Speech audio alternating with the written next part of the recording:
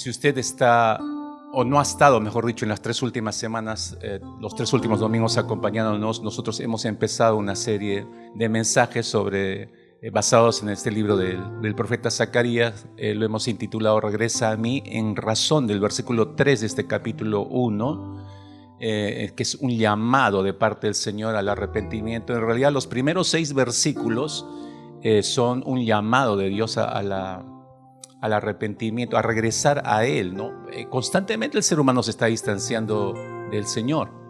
Muchos viven totalmente sin ningún tipo de relación con Dios, más que con un concepto religioso en la mente nada más. Y los que ya son hijos de Dios también. Hay periodos en que toman toda una distancia, ¿no? Es increíble eso, ¿no? Este es un libro, repito, los primeros 6 versículos de este capítulo es un llamado de parte del Señor al arrepentimiento. Y están seguidos, después de estos primeros 6 versículos, a partir del versículo 7, que hace 2 domingos atrás empezamos a analizar a partir de ese versículo 7, hay 8 visiones apocalípticas que tiene el profeta Zacarías, y estamos estacionados ahí justamente concentrados en esto, ¿no? Los 2 últimos domingos vimos la primera visión, la visión del varón entre los mirtos, del versículo 7 hasta el versículo 17 estuvimos la semana pasada. Hoy estamos retomando, entrando a la segunda visión que tuvo el profeta Zacarías, o que recibió el profeta Zacarías, a partir del versículo 18 hasta el versículo 21 estaremos cubriendo en los siguientes minutos. Oremos, hermanos. Señor y buen Padre, nos extendemos hacia ti en medio de toda la gracia que has tenido para con nosotros desde que, Señor, te rendiste en la cruz por amor a nosotros, desde que nos buscaste, Señor, con este amor inagotable en ti. Nos alcanzaste, nos redimiste, nos has hecho tuyos. Y ahora, Señor, nos permites no solamente tenerte a ti, tu Espíritu nos permite entrar al conocimiento y a las profundidades de tu palabra. Danos por favor, Señor, este espíritu humilde para oír. Señor, entendemos nuestra naturaleza soberbia, por eso rogamos por un espíritu humilde, Señor, que nos permita recibir la palabra, no para analizar el escrito está, sino para recibir el escrito está y permitir que obre en nuestras vidas los propósitos para los cuales has enviado esta palabra para cada uno de nosotros. Ahora, Señor, nos extendemos por esa misma gracia hacia ti. En el nombre de tu Hijo Jesucristo pedimos todo esto y esperamos en ti, Señor, en ese nombre bendito que ha hecho posible nuestra aproximación, relación, entrega, rendición, consagración a ti, Padre. En ese nombre bendito oramos así. Amén. Amén. Ahora bien, la primera visión que vimos las 2 últimas semanas, los 2 últimos domingos, fue la del varón entre los mirtos, como decía, y esta fue diseñada justamente para representar la invaluable relación que tiene Dios de una manera permanente con Israel, pues a pesar del juicio que había caído sobre esta nación, a pesar de haber sido llevados a esclavitud, Dios siempre ha estado y seguirá velando por ellos, ¿no? Al final de esta visión en particular hay algunas palabras reconfortantes para toda la nación de Israel, pero que también nos alcanzan a nosotros ya como iglesia en el tiempo, porque la palabra del Señor es atemporal. No se le puede estacionar en un tiempo y los principios quedan estacionados para ese entonces, sino los principios de esa palabra nos alcanzan a nosotros en estos días. Esas palabras consoladoras del Señor las leímos la semana pasada, están en los versículos 16, 17, y dice así: por tanto, así ha dicho Jehová, yo me he vuelto a Jerusalén con misericordia. El texto en hebreo, que es en el que está en el original, dice de la siguiente manera: regresaré a Jerusalén con misericordias.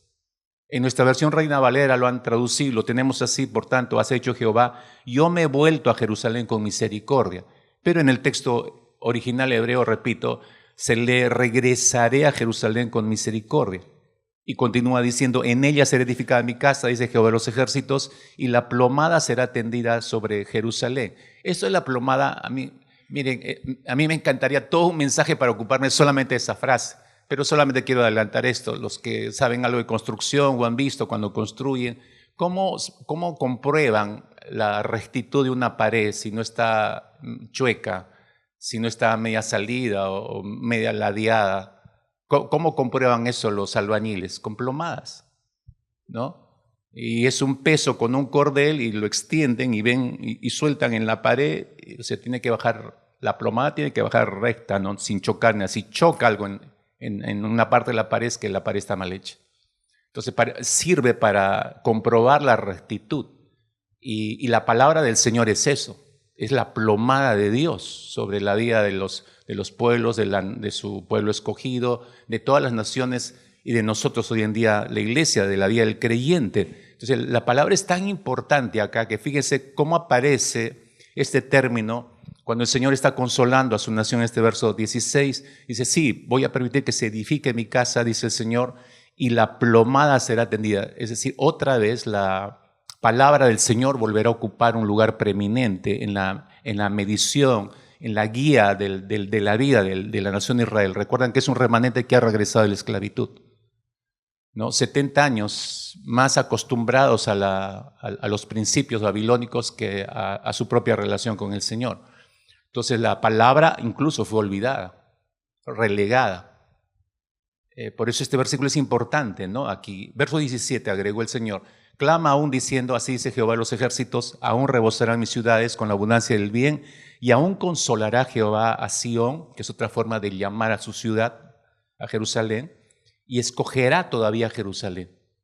Ya hemos visto, hemos desmenuzado un poco estos versículos las 2 últimas semanas, así que lo que nos resta desde aquí hacia adelante es la siguiente visión que se le abre al profeta Zacarías. Recordemos que el remanente que ha retornado de la esclavitud, 70 años, primero en manos de los babilonios y luego en manos de los persas, este remanente regresa con una misión específica, que es la reconstrucción del templo, volver a reactivar el culto al Señor. Pero a pesar de estar en su tierra, dijimos la semana pasada que ellos seguían siendo esclavos en la distancia. Porque, claro, los persas le dijeron, bueno, regresen, un edicto firmado por Ciro el Persa, pero seguían siendo esclavos, subsidiarios de los persas, seguían siendo esclavos, ¿no? Pero a pesar de eso, esa situación que vemos aquí con la primera visión, a un Israel aparentemente libertado, y eso es lo nocivo de estas naciones, por eso el Señor dijo que estaba molesto con estas naciones porque sobrepasaron la línea. Dentro de un instante voy a describirte cómo Dios usa a estas naciones como un instrumento para sus propios propósitos. Y eso te muestra, es increíble cómo la soberanía de Dios es asombrosa en realidad. Y no la solemos ver y no la solemos considerar en nuestros días nosotros. Pero esto muestra que a pesar de que muchos reinos como los persas, y si vamos mirando hacia atrás, y si vamos mirando hacia adelante también en la vida de la nación de Israel, qué cantidad de reinos y países han intentado borrar de la faz de la tierra a Israel una y otra vez, Israel siempre ha salido adelante y siempre ha continuado en la historia de la humanidad. Y uno se pregunta, ¿cómo así? Una de las cosas que asombra a muchos en el mundo entero y por generaciones ha seguido asombrando es que esta nación de Israel siga existiendo a pesar de haber sido esclavizada una tras otra vez, atacada, perseguida, amenazada, amedrentada por muchos enemigos, pero la persistencia de la nación judía es simplemente asombrosa para todos. Para propios y extraños, digo, para creyentes y hasta para ateos o incrédulos o religiosos simplemente. Déjeme mostrarte 2 opiniones importantes. La de este filósofo alemán Hegel, no cristiano obviamente, dijo una vez, refiriéndose a los judíos, Hegel dijo, es un enigma oscuro, dijo. Es un enigma oscuro y problemático para mí. No lo puedo comprender. No encaja en ninguna de nuestras categorías. Es un enigma. Y claro, si uno no tiene relación con el Señor y uno no conoce la palabra y uno no tiene el Espíritu Santo, ¿qué vas a entender del accionar de Dios y de la existencia de Israel a través de los años? ¿Por qué ha sobrevivido este diminuto país Claro, no tiene explicación, nunca tuvo explicación para Hegel, ¿no?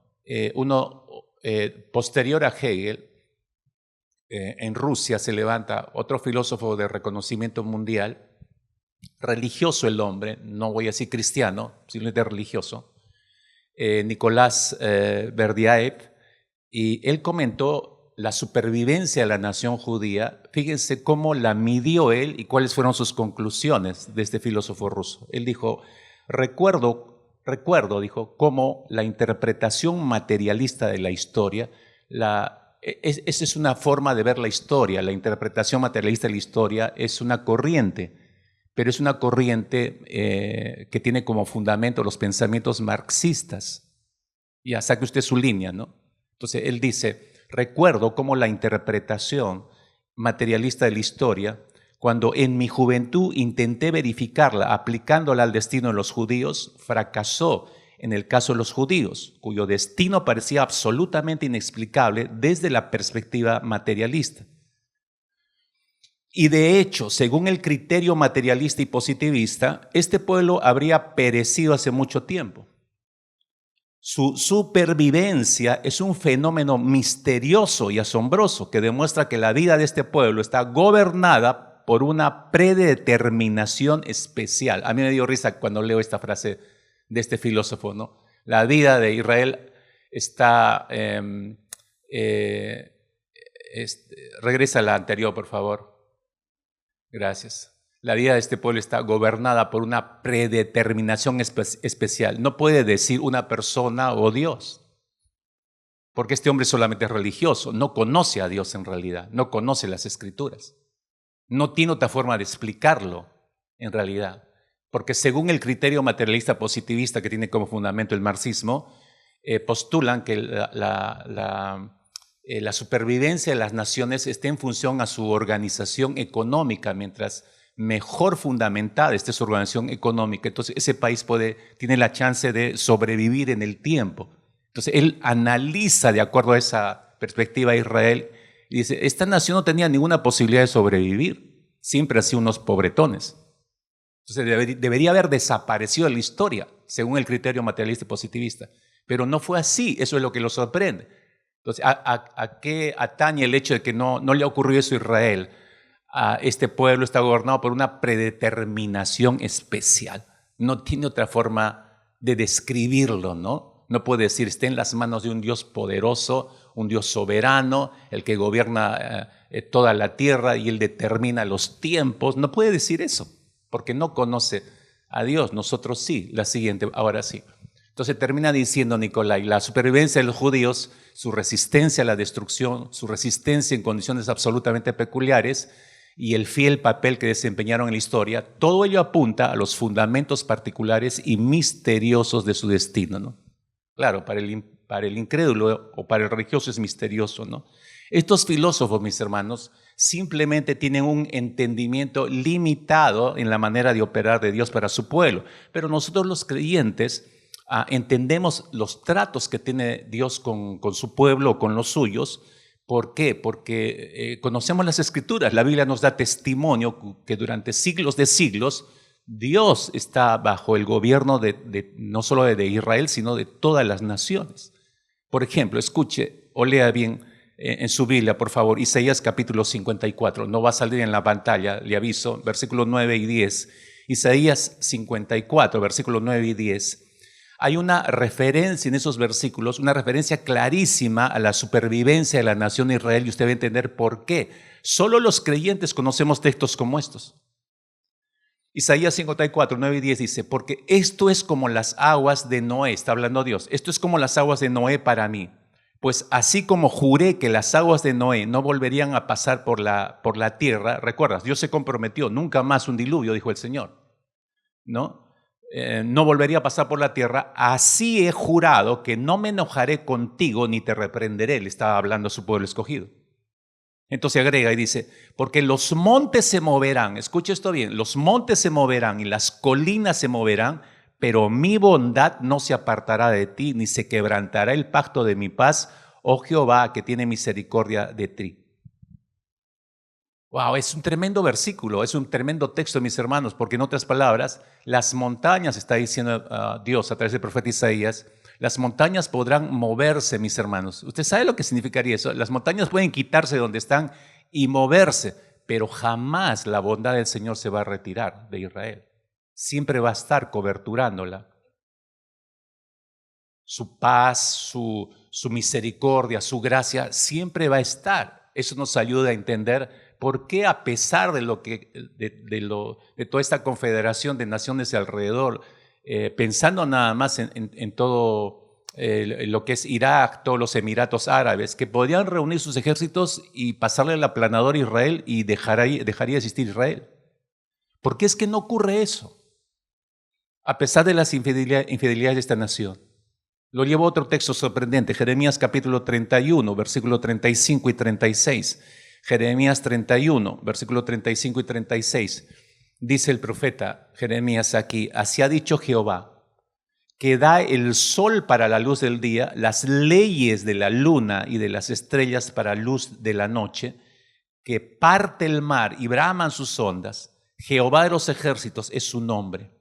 Si faltaren estas leyes delante de mí, ya está hablando Dios, gira de lo que está diciendo Jeremías y cambia la persona de Dios. Es como si Dios estuviera hablando directamente ahora. Dice, si faltaren estas leyes delante de mí, ¿cuáles leyes? Las que ha mencionado en el versículo anterior, el sol y la luna. Si faltaren estas leyes delante de mí, dice Jehová, también la descendencia de Israel faltará para no ser nación delante de mí eternamente. Es otra forma de expresar lo que leíamos a través del profeta Isaías en el capítulo 54. Es lo mismo que está diciendo. Si no se va a alterar el movimiento de sol y luna, tampoco se va a alterar la cobertura de Dios hacia Israel, y Él siempre va a estar cuidando de la descendencia de Israel. Es un compromiso que Dios tiene con su pueblo. Esto, mis hermanos, es importante comprenderlo para comprender esta segunda visión que Dios le dio al profeta Zacarías. No estoy mencionando estos versículos simplemente porque se me ocurrió y quería mencionárselos para sorprenderlos. No, tiene ilación. Si no se entiende esto, vuelvo a repetir, entonces no entenderemos la segunda visión. Es importante porque estos dos versículos nos permiten ver qué acerca del carácter de Dios, soberanía de Dios. Específicamente la soberanía que tiene Dios, y una soberanía que a veces uno cree que puede violentar, que puede pasarla por alto. Cuando hablamos de soberanía, hablamos, no hay nada absolutamente no existe nada sobre esta tierra en nuestras vidas, lo más intrincado de nuestro exterior y de nuestro interior, que esté fuera del dominio de Dios. Él está en soberano control absolutamente de todo, así le cueste a usted creerlo. Esta mañana leímos la segunda de las 8 visiones, entre los versículos 18 y versículo 21. Si te has dado cuenta, es una visión breve, es corta. Y esta segunda visión le hemos titulado Los 4 cuernos y los 4 carpinteros, ¿no? Entonces, hay solamente 2 preguntas y una conclusión a las que los quiero llevar rápidamente. La primera es, ¿quiénes son los 4 cuernos? Es obvia que hagamos esa pregunta. ¿Quiénes son los 4 cuernos? Porque habla de 4 cuernos. Fíjate, verso 18, regreso, y 19. Después alcé los ojos, dice Zacarías, y aquí 4 cuernos. Él está observando, 4 cuernos. Y dije al ángel que hablaba conmigo, ¿qué son estos? Y me respondió, estos son los cuernos que dispersaron a Judá, a Israel y a Jerusalén. Le está dando ya la interpretación de lo que está viendo. Para nosotros obviamente es un poco más complicado. Hay que desmenuzar un poco más el texto, ¿no? Y lo vamos a hacer. Zacarías nos indicó aquí que vio 4 cuernos. Es lo que estamos leyendo, ¿no? Y le dice claramente, estos son los que han esparcido a Jerusalén y a Judá y a Israel y a los reinos del norte y del sur, en otras palabras. Pero, ¿qué significan estos 4 cuernos? Ahora, déjame ilustrarte primero algo antes de explicarte y desembocar a qué son estos cuernos que está mencionando y que está viendo acá Zacarías. El cuerno, para usar un término en sentido general, el cuerno se usa en la Biblia también para referirse a los cuernos de los animales. No sé si tú has visto en algún documental, qué sé yo, hay unos tremendos animales, por ejemplo, los tipo, para nosotros los más conocidos, los comunes toros. No sé si tú has visto alguna vez una pelea de toros. Es terrible, hermanos, una pelea de toros. En mi ciudad es famoso eso. Y son unos tremendos toros inmensos, unos pesos increíbles. Y se agarran a cuernazos hasta que uno hace escapar al otro. Lo deja herido, qué sé yo. Entonces, es terrible ese choque de cuernos, ¿no? Y el ser humano tiene que cuidarse, por supuesto, de este tipo de animales, porque sus cuernos representan la fuerza de estos animales. Ese es el punto, representan la fuerza y por eso son un peligro. Debemos cuidarnos de ellos, ¿no? Ese es el contexto en el que se usa frecuentemente el término cuerno en el Antiguo Testamento. Con mayor frecuencia, mis hermanos, se usa para referirse a la fuerza de una persona o a la fuerza de una nación. Es un símbolo, ¿no?, que representa eso, fuerza de una persona o fuerza de una nación. En la literatura apocalíptica, los cuernos se refieren con frecuencia a potencias nacionales. Vamos por un instante a Jeremías capítulo 48 para ver esto un poco más de cerca. Jeremías 48, verso 25, dice este verso 25, el cuerno de Moab. Moab era una nación aledaña a Israel, digamos, parientes de Israel. Parientes de Israel. El cuerno de Moab, dice, es cortado y su brazo quebrado, dice el Señor. Está usando un símbolo ahí. El cuerno de Moab es cortado y su brazo quebrado, dice el Señor. El cuerno de Moab, la expresión, podemos leerlo como el poder de Moab, se puede leer. El poder de Moab, ¿no? Ha sido cortado, ha sido quebrado, se entiende el texto aquí, ¿no? Era el poder de esta nación, de los moabitas. Entonces, un cuerno representa un gobierno gentil. Repito, un cuerno representa en las Escrituras, en el Antiguo Testamento, un gobierno gentil, es decir, un gobierno pagano, un gobierno incrédulo hacia Dios, no cristiano. Podemos encontrar una imagen similar en Apocalipsis capítulo 17 y en el Nuevo Testamento, versículo 12, Apocalipsis 17, 12, cuando vemos una imagen impresionante ahí de los últimos tiempos. Dice, y los 10 cuernos que has visto, le está diciendo a Juan que está viendo la visión, y los 10 cuernos que has visto son 10 reyes. Y ahí lo tienes, es clarísimo esa interpretación. Es la figura, es el símbolo y la explicación inmediata, ¿no? Los 10 cuernos que has visto son 10 reyes que aún no han recibido reino, pero por una hora recibirán autoridad como reyes juntamente con la bestia. Aquí en Zacarías, regresando a Zacarías, en esta segunda visión futura, los cuernos, hermanos, representan un poder mundial gentil. Representan un poder mundial gentil. Lo que está viendo Zacarías son poderes mundiales gentiles. Esos 4 cuernos de Zacarías representan, en otras palabras, 4 poderes mundiales gentiles. 4 poderes mundiales gentiles. Estamos hablando de personas, de ejércitos, de naciones armadas. Pero ¿quiénes son? Es la pregunta aquí. ¿Quiénes son esos poderes armados, no? ¿Quiénes son esos poderes mundiales aquí en esta visión? No son otra cosa que los 4 imperios que han perseguido constantemente y han esparcido a Israel sobre la faz de la tierra en la historia. ¿Quiénes son estos? El imperio babilónico, el imperio medo-persa, el imperio griego y el imperio romano. Esos 4 imperios están representados en estos 4 cuernos que está viendo el profeta Zacarías. Pastor, buena viajada. ¿De dónde sacó eso, no? Porque ¿cómo es que sabemos que son esas naciones, en todo caso, no? Bueno, para que podamos comprender esto, necesitamos ir a otro libro de los profetas, me refiero a Daniel. Específicamente, por favor, vaya a su Biblia, a Daniel capítulo 2. Necesitamos ese capítulo para entender lo que Zacarías está diciendo acá de los 4 cuernos. Así que ahora acompáñame ahí, acá Daniel capítulo 2.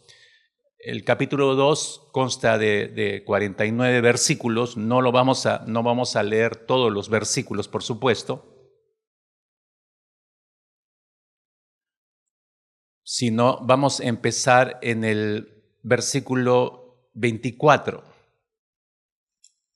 de este capítulo 2, versículo 24. Este capítulo 2 de Daniel, para ponerte en contexto rápidamente, si no lo has leído este libro, habla acerca de un rey babilónico, Nabucodonosor, ¿no?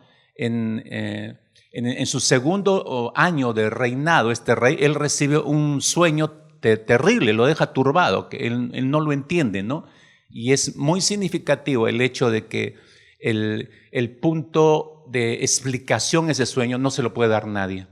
Ese es el contexto del capítulo 2. Entonces le es traído Daniel, que está en ese tiempo en la esclavitud en Babilonia, y que todos reconocen en él una persona no solo versada, sino que tiene una extraña y misteriosa comunicación con el Dios Altísimo, y que es él el que le revela los sueños de la gente.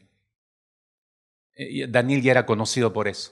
Entonces es traído Daniel, por eso retomamos la historia acá en el versículo 24, donde dice: después de esto fue Daniel a Arioc, el cual el rey había puesto para matar a los sabios de Babilonia, porque nadie le podía interpretar el sueño. Entonces Nabucodonosor dijo: maten a todos. Y dentro de esos todos estaba el mismo Daniel y estaban sus amigos, los famosos 3 amigos de Daniel. Entonces, por eso estamos leyendo esto, ¿no? Que Daniel va a Arioc, el cual el rey lo había designado para matar a todos los sabios de Babilonia, y le dice: no mates a los sabios de Babilonia, llévame a la presencia del rey y yo le mostraré la interpretación. Daniel se ofrece. Versículo 25. Entonces Arioc llevó prontamente a Daniel al rey y le dijo así: he hallado un varón de los deportados de Judá, el cual dará al rey la interpretación. Y se sorprende Nabucodonosor, ¿no? Verso 26, respondió el rey y dijo a Daniel, al cual llamaban Belsasar. Recuerda que les cambiaron el nombre para borrarles la identidad, ¿no? Pero nunca pudieron hacer eso con Daniel y sus amigos. Le preguntó a Daniel, ¿no? Llamado Belsasar: ¿podrás tú hacerme conocer el sueño que vi y su interpretación? Daniel respondió delante del rey diciendo: el misterio que el rey demanda, ni sabios, ni astrólogos, ni magos, ni adivinos lo pueden revelar al rey. Ya está, o sea, nadie puede decirte realmente el significado, ¿no? Pero hay un Dios en los cielos, empieza el testimonio. Pero hay un Dios en los cielos, ¿no? El cual revela los misterios, y él ha hecho saber al rey Nabucodonosor lo que ha de acontecer en los postreros días. Entonces le está diciendo: el sueño que usted ha tenido es de Dios. Es el Dios que yo conozco, ¿no? He aquí tu sueño y las visiones que has tenido en tu cama. Verso 29. Estando tú, oh rey, en tu cama, te vinieron pensamientos por saber lo que había de ser en lo porvenir, y el que revela los misterios, que es Dios, te mostró lo que ha de ser. Versículo 30. Y a mí me ha sido revelado este misterio. O sea, nadie puede revelártelo, pero a mí se me ha mostrado. Dios me lo ha revelado a mí. No porque en mí haya más sabiduría que en todos los vivientes. Fíjense la humildad para manejar este asunto de Daniel. Ahí tú ves el carácter de este hombre. Sino para que se dé a conocer al rey la interpretación y para que entiendas los pensamientos de tu corazón. Ahora, presta atención, por favor. Codea al que está a tu costado, dile: no te duermas, dile. Oye, no te duermas, dile. Ya viene lo mejor, dile. La parrillada, seguro. No es la parrillada. Estamos en la profecía de Daniel. Versículo 31 estoy, capta esto. Dice: tú, oh rey, le empieza a decir lo que él ha visto, ¿no? Tú, oh rey, veías y he aquí una gran imagen. Esta imagen, que era muy grande y cuya gloria era muy sublime, estaba en pie delante de ti y su aspecto era terrible. Ahora escucha, le empieza a describir, esta es la descripción, versículo 32. La cabeza de esta imagen era de oro fino, su pecho y sus brazos de plata, su vientre y sus muslos de bronce, sus piernas de hierro, sus pies en parte de hierro y en parte barro cocido. Y ahí tú tienes, en esta primer parte, que le está escribiendo Daniel, cada una de estas partes en realidad, espérate, retrocede por favor, yo te digo. Cada una de estas partes representa un imperio en realidad. Cuando empieza a describir la cabeza de oro, es el imperio babilonio. Empieza con el propio rey Nabucodonosor. Es el poder del momento que está en vigencia. Pero luego, brazos y pecho, le está escribiendo al imperio medo-persa. Y ya le está anunciando a Babilonia que no va a ser eterna. Y luego le describe que más abajo en la parte del vientre y los muslos son de bronce, de esta imagen que está viendo el rey Nabucodonosor. Ese es el imperio griego. Y debajo vienen las piernas de hierro, ese es el imperio romano. Ahora, de allí están los pies de hierro y barro, o sea, muy frágiles, en otras palabras. Eso viene a ser los tiempos que estamos viendo hoy, porque el imperio romano solamente existió hasta el año 476 después de Cristo. Después del 476 se fue diluyendo en el tiempo y desapareció aparentemente. Entonces, todo lo que dominaba, toda la Europa del tiempo de los romanos, actualmente está dividida. Se ha intentado unificarla de diferentes maneras. La ONU ha trabajado mucho para esto, pero no lo ha logrado hasta el momento. Hay aparentes unificaciones, pero no se ha logrado unir toda Europa. Y eso desde el 476 sigue así hasta nuestros días. Ahora, sigue leyendo conmigo, verso 34. Dice, estaba mirando, dice, hasta que una piedra fue cortada, no con mano, e hirió a la imagen en sus pies de hierro y de barro cocido y los desmenuzó. Apareció una piedra y que fue a dar a los pies de hierro y barro de la imagen. Verso 35. Entonces fueron desmenuzados también el hierro, el barro cocido, el bronce, la plata, oro, y fueron como tamo de las eras de verano, y se los llevó el viento sin que de ellos quedara rastro alguno. Mas la piedra que hirió a la imagen fue hecha un gran monte que llenó toda la tierra. ¿Qué es esa piedra? Ese es el reino de Dios. Ese es Cristo en su segunda venida. Tú te imaginas la cara de Nabucodonosor escuchando todo esto de boca de Daniel.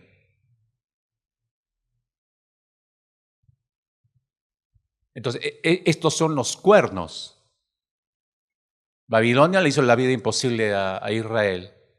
Es vencida por los medos persas y los medos persas pasan a subyugar a Israel. Igual, por más libertad que le dieron, seguían siendo esclavos.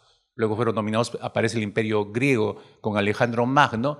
Igualito, aparentemente hizo más mal, aparentemente en una libertad que le da Israel. Alejandro Magno comete el terrible y falaz error de querer unificar su reino, estabilizando una sola religión y reconoce a los cristianos como una sola religión. Ese fue el peor mal que hizo.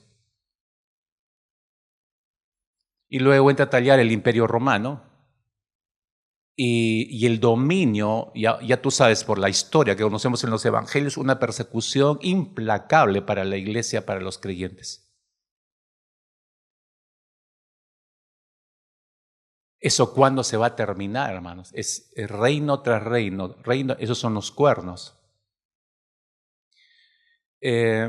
Entonces, pero luego en la visión, si regresas al capítulo 1 de Zacarías, verso 20, me mostró luego Jehová 4 carpinteros, dice a continuación. La pregunta es, ¿quiénes son los carpinteros ahora? Y entendemos quiénes son los cuernos. ¿Quiénes son los carpinteros ahora de acuerdo a la visión que está recibiendo Zacarías, ¿no? Lo interesante, mis hermanos, es cómo cuando leemos estos versículos, cómo Dios menciona lo que va a hacer con esos cuernos. Porque, mira, terminamos de leer, versículos 20 y 21, dice, me mostró luego el Señor 4 carpinteros, y yo dije, ¿qué vienen estos a hacer? Y me respondió diciendo, ¿no? El Señor le respondió, aquellos son los 4 cuernos que dispersaron a Judá, tanto que ninguno alzó su cabeza, mas estos, se refiere a los carpinteros, mas estos han venido para hacerlos temblar, para derribar los cuernos y de las naciones que alzaron al cuerno sobre la tierra de Judá para dispersarla. Entonces, estos que han hecho sufrir a la nación de Israel van a ser arrasados por los carpinteros, está diciendo. Ahora, te aclaro algo rápidamente. En realidad la palabra carpinteros acá en nuestra versión Reina Valera puede significar herrero o artesano al mismo tiempo, depende del contexto donde se utilice. Hablando de herrero o un hombre que trabaja La figura es esta, un hombre que trabaja en una tumba, un escultor que trabaja en esto. Esas son las imágenes relacionadas. Aquí obviamente en el texto de Zacarías se refiere a carpintero o herrero, por eso digo, se puede leer herrero o artesano al mismo tiempo, ¿no? Entonces, versículo 20 nuevamente, me mostró luego el Señor 4 carpinteros, 4 herreros, 4 artesanos, 4 escultores, más o menos esa es la idea. Versículo 21, y yo dije, ¿qué vienen a hacer estos? ¿No? La respuesta del Señor fue esta: aquellos son los cuernos que dispersaron a Judá, tanto que ninguno alzó su cabeza, mas estos han venido para hacerlos temblar. Esta es, mis hermanos, probablemente una de las profecías más destacadas de la Escritura. Simples, realmente simples porque te decía, la visión es corta en términos simples, ¿no? Pero al mismo tiempo es profunda en términos escatológicos.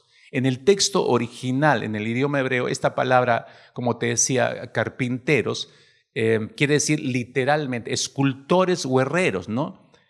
¿Quiénes son estos 4 escultores entonces? ¿Quiénes son estos 4 carpinteros, artesanos o herreros que se están mencionando aquí?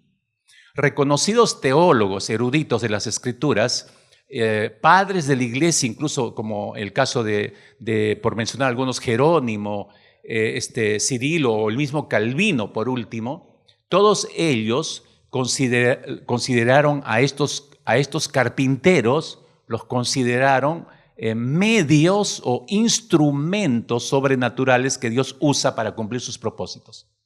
Son instrumentos en las manos de Dios para cumplir lo que Dios quiere hacer, en otras palabras. Aquí en Zacarías la idea o la figura se trata más o menos, volviendo al origen de la palabra de herreros, es simples escultores o herreros que están construyendo en la ciudad, que están cumpliendo un propósito en la ciudad, un propósito de Dios. ¿Cómo? ¿Cómo lo están cumpliendo? Regresemos un momento a la imagen de Nabucodonosor, a los 4 cuernos que representan, y vas a entender cómo. El primer cuerno, decíamos hace un instante, representa a Babilonia, y Babilonia fue vencida, fue conquistada, fue destruida por los medo-persas. Ese es el segundo cuerno que aparece. Pero tiempo después los imperios medo-persas fueron alcanzados por los griegos y fueron destruidos por los griegos. Pero el imperio medio-persa, al destruir al imperio babilónico, se constituyó en el carpintero número 1 de la profecía. El mismo cuerno se transforma en el carpintero de Dios. Por favor, date cuenta de este asunto en las manos de Dios, en la soberanía de Dios. Por eso te decía, este capítulo, esta visión es impresionante porque nos muestra soberanía de Dios. El tercer cuerno, que es el imperio griego, que aparece para vencer al imperio medo-persa, se transforma en el carpintero número 2. Y luego llega el imperio romano, que arrasa con los griegos y se transforma en esa función en el carpintero número 3. Entonces tú tienes en la profecía de Zacarías aquí cómo es que en las manos de Dios una nación que puede ser utilizada con un propósito, esa misma nación puede ser utilizada con otro propósito diferente. De tal manera que estos son los propios carpinteros que menciona aquí, utilizados por el Señor, utilizados para traer juicio a la nación de Israel, sí, pero al mismo tiempo se transforman en carpinteros. El imperio babilónico se excedió con Israel, Dios manda a los persas. Los persas asumen, se exceden con Israel y Dios manda a los griegos. Los griegos se exceden con Israel y Dios manda al imperio romano. Entonces, aquí tienes a los 3 carpinteros, como te decía, de esta manera. Simples artesanos, simples escultores o carpinteros, y el término es importante en el oficio en medio de una guerra. En medio de una guerra son importantes los herreros. Son importantes los carpinteros, los artesanos, son pieza importante en cualquier batalla. Pero estos carpinteros estos herreros vienen a destruir a los imperios que se impusieron a Israel. Entonces podemos verlos como los que destrozan y destruyen a los cuernos son los escultores que trabajan en las manos del Señor para cumplir ese propósito. Es más, hace tiempo atrás leía que la figura de estos escultores o carpinteros en este texto, en el idioma hebreo, conlleva una figura interesante. Dice que son escultores que están fabricando ataúdes. Yo al inicio dije, ¿por qué tienen esa idea, ¿no?, de los escultores? Y esa idea era muy común en los campos de batalla en estos tiempos. Por eso decía, representaba un rol importante en medio de la guerra, porque ¿quién hacía los ataúdes? ¿Y quién enterraba a la gente que moría, no? O sea, había gente que se dedicaba a esto, ¿no? Los fabricantes de ataúdes, ¿no? Pero eso exactamente es lo que hicieron con los cuernos que dispersaron a Jerusalén. El imperio medo-persa, regreso a la figura, se transformó en el que hizo la tumba para el imperio babilónico. Y los griegos, el que hizo la tumba para los persas, y así los romanos para con los griegos, igual. Por eso son los carpinteros, en la visión que estamos viendo acá. Verán ustedes cuando una nación, y explico un poco la labor del Señor en medio de todo esto, ¿no?, la soberanía de Dios. Cuando una nación se extralimita en su propósito con respecto a Israel, aunque Dios lo haya usado para disciplinar a su propia nación, si esa nación se extralimita con el pueblo escogido del Señor, cuando se extralimita con la niña de los ojos de Dios, entonces, por supuesto, Dios también va a aplicarle disciplina. Y la ha aplicado el Señor.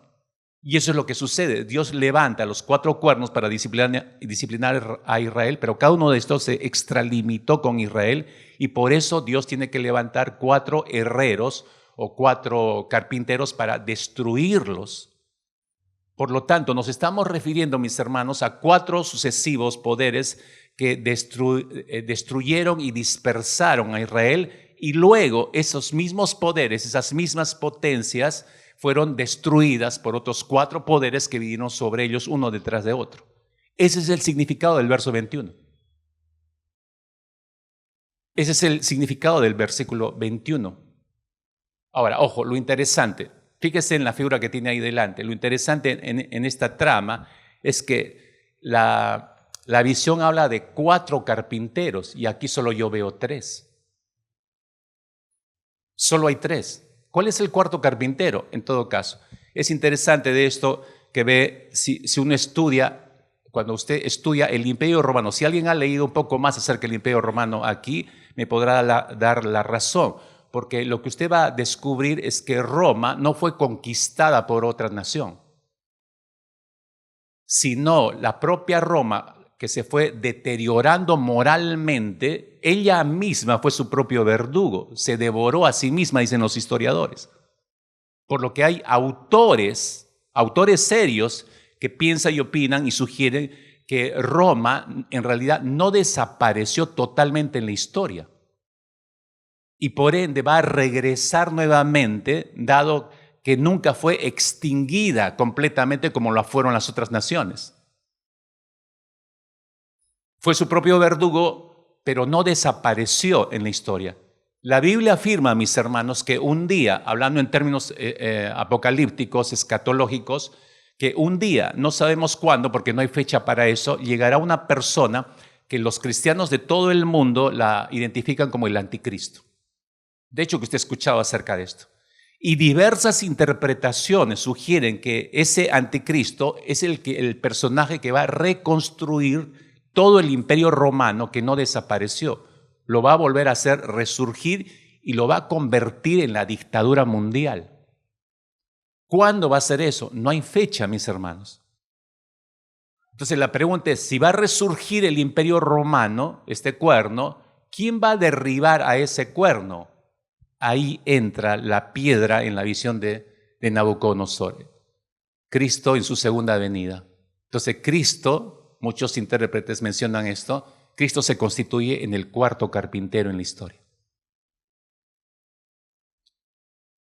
Y otra vez regreso al punto de la soberanía de Dios. Fíjese cómo se mueve la soberanía de Dios. Y esto me lleva a mi último punto. ¿Cuáles son las lecciones para nosotros? Porque esto es interesante, la historia, sí, para todos aquellos que son medios ratones de la historia. Pero si lo dejáramos ahí, mire, no me diferencio de cualquier otro profesor de historia. Y esto es como una clase de historia y punto, se acabó. La iglesia no vive de eso. La iglesia vive de los principios bíblicos. ¿Cuál es la lección para la iglesia de esta visión para la iglesia de hoy? Lo que inmediatamente resalta, como te decía en esta segunda visión de Zacarías, tú ves estos escasos versículos, te los acabo de explicar, qué significan los 4 cuernos, los 4 carpinteros, el contexto donde está desarrollándose todo esto. Es a futuro también que se está proyectando esta visión, pero ¿qué es lo que tú te das cuenta en esta trama de esta visión? ¿Qué es lo que resalta a primera vista? Soberanía de Dios. Porque tú ves a Dios moviéndose aquí, utilizando cuernos, castigando los mismos cuernos, levantando otro que va a terminar con el último cuerno. Tú ves soberanía de Dios, es Dios moviéndose, Dios moviéndose, Dios moviéndose. Vemos esa soberanía de Dios cuando llamó a un pueblo para sí. Vemos la soberanía de Dios cuando disciplinó a este pueblo y permitió que fuera llevado esclavo. Vemos la soberanía de Dios cuando permitió el sufrimiento de esta nación Israel en manos de todas estas naciones paganas. Vemos la soberanía de Dios en la disciplina que aplicó Dios a través de sus instrumentos, otras naciones, que Él mismo tomó y utilizó para disciplinar a su propio pueblo. Cuando se extralimitaron, vemos otra vez la soberanía de Dios castigando a estas mismas naciones con nuevas disciplinas también. Esto es asombroso, esto es soberanía de Dios, hermanos. Y esto nos muestra categóricamente que Dios siempre estuvo presente, nunca dejó abandonado al ser humano ni la historia de esta humanidad a cuentas del ser humano.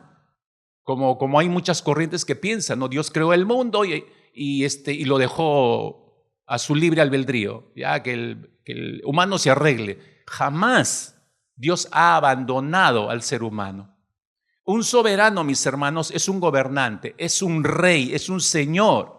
Y las escrituras a menudo se refieren a Dios como el que gobierna sobre todo. El nombre más común que leemos en el Antiguo Testamento es Yahvé o Yahweh. Vaya un momento conmigo a Éxodo capítulo 3, versículo 14. Éxodo 3, versículo 14, es el momento en que por primera vez Dios revela su nombre y se lo revela a Moisés, recordarás. Capítulo 3, versículo 14, ¿no? Moisés le está exigiendo, me van a preguntar quién me mandó, ¿cuál es tu nombre? Responde el Señor, verso 14, yo soy el que soy, dijo, así dirás a los hijos de Israel, yo soy, me envío a vosotros. Entonces, en otras traducciones se utiliza el nombre de Yahweh, ¿no? El nombre impronunciable, ¿no? El yo soy de la eternidad. Y se traduce regularmente así, como Señor en la Biblia. Y Señor, a su vez, se encuentra más de 7,000 veces como nombre de Dios en el Antiguo Testamento. Específicamente como nombre de Dios y específicamente como el nombre de Jesucristo también. Por lo tanto, con esto podemos decir que estamos hablando de la soberanía, que cuando hablamos de la soberanía de Dios, estamos hablando del señorío de Dios. Soberanía de Dios significa señorío de Dios, es decir, hablar de su divinidad, de las cualidades que lo hacen ser Dios. El soberano Dios. Hay 2 componentes que quiero traer rápidamente a tu mente en esta mañana, hablando de soberanía de Dios. 2 componentes que constituyen la soberanía de Dios. ¿Cuáles son esos 2 componentes? Hay varios en realidad, pero estos son los principales, los fundamentales. ¿Cuáles son esos 2 componentes? El primero es el control de Dios y el segundo es la autoridad de Dios. Déjame describirte el primero, el control del Señor. ¿Qué significa? El control de Dios significa que todo lo que sucede según su plan e intención está bajo el control, en sus manos. Repito, ¿qué es en la soberanía de Dios? ¿Qué cosa es el control? Es todo lo que sucede, está de acuerdo a sus planes y a la intención de Dios. De hecho, que la Biblia, mis hermanos, enseña que Dios controla todas las cosas. No hay nada en absoluto sobre esta tierra que se disponga por sí misma. Todo está bajo el control del Señor. Él tiene un plan eterno para toda la naturaleza y para toda la historia de la humanidad. Cuando Dios se encuentra con Moisés, te recordarás, regreso a Éxodo capítulo 3, ya que estamos acá en este versículo 14 que acabamos de leer, Él le revela su nombre. Yo soy el que soy, Yahvé, Yahweh, el nombre impronunciable, ¿no? Le estaba revelando qué cosa al decirle Yahweh, el señorío de Él. Se estaba revelando como el Señor sobre todo. Le está revelando a Moisés, si captas la idea, le está revelando a Moisés que es Dios el que tiene el dominio sobre todo. No es Faraón, es Dios. O sea, se lo está dejando bien en claro a Moisés aquí. Entonces le dice a Moisés, Éxodo capítulo 3, versículos 19 y 20. Pero sé que el rey de Egipto no os dejará ir a menos que sea forzado por una mano poderosa. Así que extenderé mi mano y heriré a Egipto con todas las maravillas que haré en él. Después os dejará ir. Miren cómo está determinando el Señor todo eso. ¿Quién hace eso, mis hermanos? Solamente Dios. El Señor que está sobre todo es el único que puede delinear un plan así. Escucha, el control de Dios siempre es eficaz. Nada puede impedir, escucha, nada puede impedir que se cumplan sus propósitos, jamás. Ezequiel capítulo 12, versículo 28, el Señor lo expresa así. Así ha dicho Jehová el Señor, no se tardará más ninguna de mis palabras, sino que la palabra que yo hable se cumplirá, dice Jehová el Señor. Lo que yo he dicho se va a cumplir, siempre va a terminar cumpliéndose. Ese es el control de Dios, mis hermanos. Ese es el control sobre su vida, sobre mi vida. No hay nada en nuestra existencia que no esté, insisto, bajo el control de Dios. Aunque usted le dé la apariencia que no es así, Dios está en control de todo. Así que tema ese control. Tema ese control de Dios. El segundo aspecto, yo le decía, es la autoridad de Dios. En la soberanía de Dios es su autoridad. ¿Qué significa esto? Significa que todos sus mandatos deben ser obedecidos, porque Él es la autoridad. Él es la autoridad máxima, entonces todo lo que Él manda debe ser obedecido. En el decálogo, los 10 mandamientos que le dio a Moisés, el pacto que Moisés recibe allí de manos de parte del Señor, ¿te has dado cuenta cómo empieza ese decálogo? ¿Te has percatado de eso? Éxodo capítulo 20, los 2 primeros versículos. ¿Te has percatado cómo empieza el Señor? No empieza diciéndole el primer mandato. Dice el Señor, habló Dios todas estas palabras diciendo, yo soy Jehová tu Dios que te saqué de la tierra de Egipto de casa de servidumbre. Empieza diciendo el Señor. Yo soy Jehová, el Señor, la autoridad máxima. Yo soy Jehová, el Señor. Y ya te dije que Jehová es traducido como Señor, es el soberano de todo. Él es el Señor, ¿no? Él empieza primero identificándose, ¿no? basa su identificación en lo que Él es como Señor, como máxima autoridad. Y después de establecer eso en los 2 primeros versículos, Él prosigue y recién anuncia sus 10 mandamientos. Mira el peso que le da a los mandamientos, empiezan en Él. ¿Quién es el que le está dando los 10 mandamientos? Es la máxima autoridad. Es el que tiene el señorío sobre todo. Es Jehová, es Yahweh, la máxima autoridad, el soberano. Es por eso que Dios es el Señor soberano al que debemos obedecer, porque de Él viene la ley, de Él vienen los mandatos. Hay que obedecer, porque Él es Señor, entonces su autoridad por eso es absoluta, mis hermanos. Su autoridad es absoluta. ¿Qué significa eso? Que su autoridad sea absoluta. Espero que te queden claro. Y estoy terminando con esto que es poderosísimo en las Escrituras, porque esto es lo que en el fondo de esta segunda visión el Señor quiere que nosotros entendamos y con lo que nos quedemos. No quiere que te quedes con el cuerno 1 y el cuerno 2. Y eso está bien para tu ilustración, para tu historia. Pero ¿qué es lo que aprendemos aquí? Él es el Señor y su autoridad es absoluta. ¿Cómo es esto? ¿Qué significa esto? En primer lugar, anota, significa que no debemos vacilar en nuestra obediencia a Él. No debemos vacilar, si es la autoridad absoluta, no debemos vacilar en nuestra obediencia a Él. Cuando Dios le dijo a Abraham que dejara su tierra y su parentela y que saliera, ¿qué hizo Abraham? ¿Vaciló, dudó no, obedeció inmediatamente. Luego, tiempo más adelante, si bien recordarás, él no dudó, ni siquiera vaciló en obedecer a la máxima autoridad, cuando esta máxima autoridad, Yahweh, le dijo: toma a tu hijo, al único que tienes, al que tanto amas, a Isaac, dirígete a la región de Moria y una vez allí ofrécemelo en holocausto.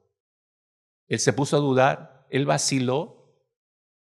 Por supuesto, Abraham no es un hombre de acero. Tuvo 3 días mientras caminaba con su hijo, sufrió todo lo que tenía que sufrir, lloró quizás todo lo que tuvo que llorar, pero por delante está la obediencia. Acá no hay que vacilar nada. Yahweh, la máxima autoridad en todo su señorío, ha ordenado, yo simplemente tengo que obedecer.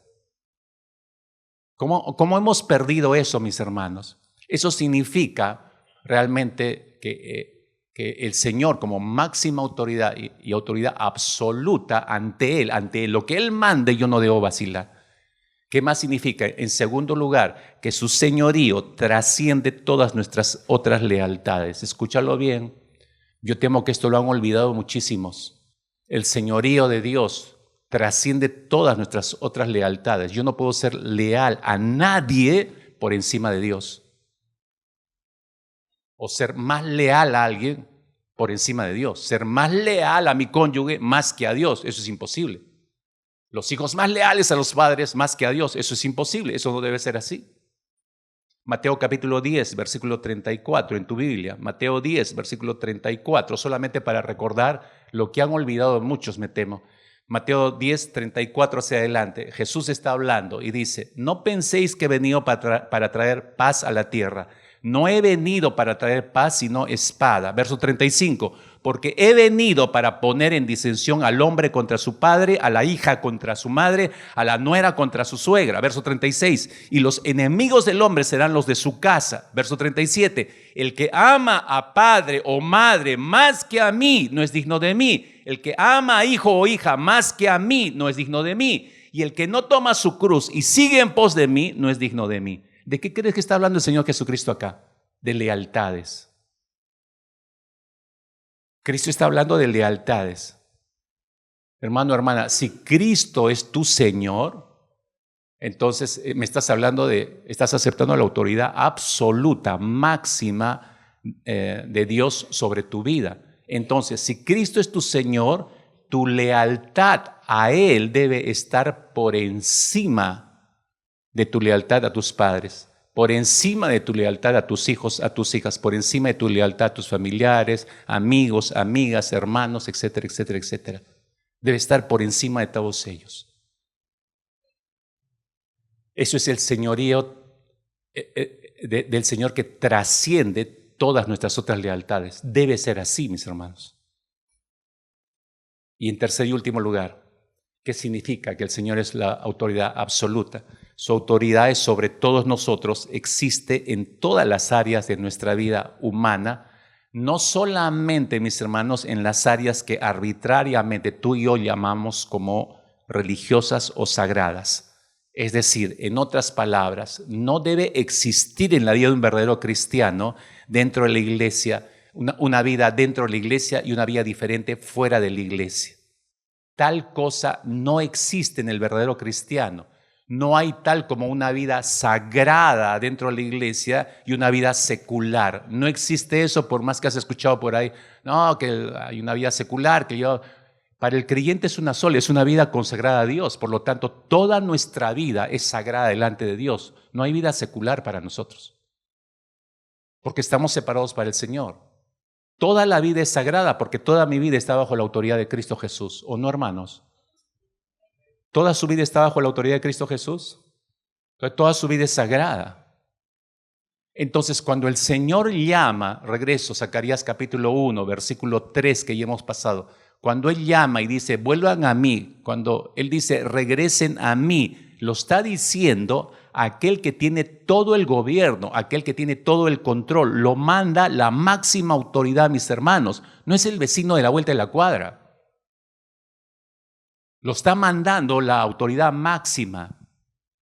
Mira nada más, por favor, con esta visión de Zacarías, en esta segunda visión, mira nada más con este ejemplo, las naciones poderosas que Dios usó como instrumentos para disciplinar a Israel, en un momento pensaron que ellos, esas naciones, tenían las riendas en sus manos y que podían hacer lo que quisieran. En algún momento esas naciones pensaron que podían extenderse a decidir por ellos mismos prescindiendo de Dios. Creyeron que podían vivir a espaldas de Dios. Creyeron que podían tomar sus decisiones a espaldas de Dios. Creyeron que podían abusar de su posición de autoridad a espaldas de Dios. Creyeron que podían burlarse de la autoridad de Dios. Pero luego Dios les envió un carpintero. Me pregunto, ¿te estás dando cuenta de esto?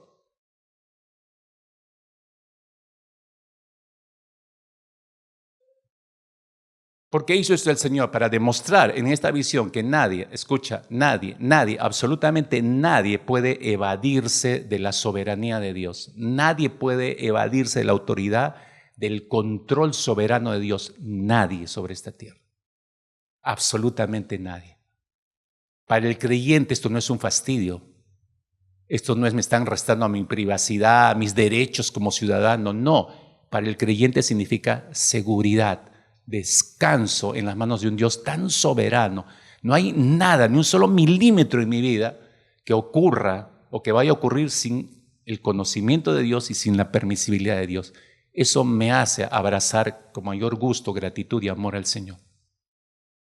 ¿O no, hermanos? ¿O te fastidia que Dios esté dominando en todas las áreas de tu vida? Ay, qué cargoso Dios, se mete en todo se mete. Todo es Dios, todo es Dios. Pero así debería ser para el creyente, ¿o no? Oramos. Tú que dijiste amén ahí, ¿no? Ponte de pie, por favor, dale gracias a Dios. Un instante ahí.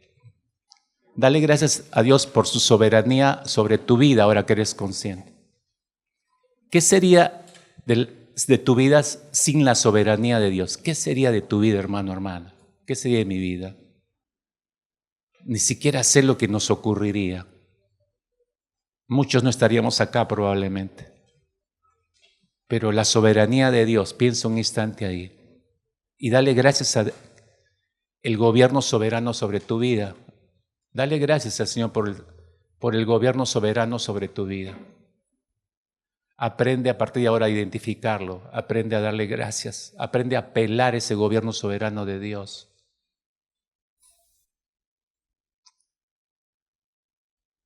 No seríamos nada, Señor, sin ese gobierno tuyo. Y no queremos nada sin tu gobierno, Señor, obviamente. Pero no todos piensan así. Aún muchos piensan que pueden seguir evadiéndote o burlando la soberanía tuya sin ninguna consecuencia. Y no se puede quebrar tu gobierno, Señor, sin alguna consecuencia. No se puede burlar tus leyes sin alguna consecuencia. No se puede burlar tu autoridad sin alguna consecuencia, Señor.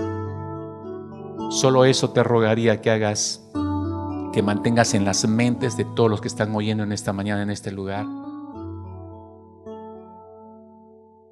Porque todo lo que hagamos y como vivamos va a depender de eso, Señor. En nuestra mente mantener permanentemente, no la idea de que tú estás presente, sino la convicción de que tú estás en control de todo, Señor, nuestro existir. Podemos consultar, Señor, con toda confianza a ti y saber que tendremos respuestas de un Padre que está en el gobierno y en el control de todo. Qué bueno es saber que nada que está por delante de nosotros podría ocurrir sobre nuestras vidas sin que tú lo permitas. Y cuando tú lo permites es porque hay una razón, es porque hay cosas que no vemos. Y todo eso amerita, Señor, un permanente darte gracias. Y así lo hacemos, Señor, en esta mañana. En el nombre precioso de Cristo Jesús, Señor nuestro. Amén.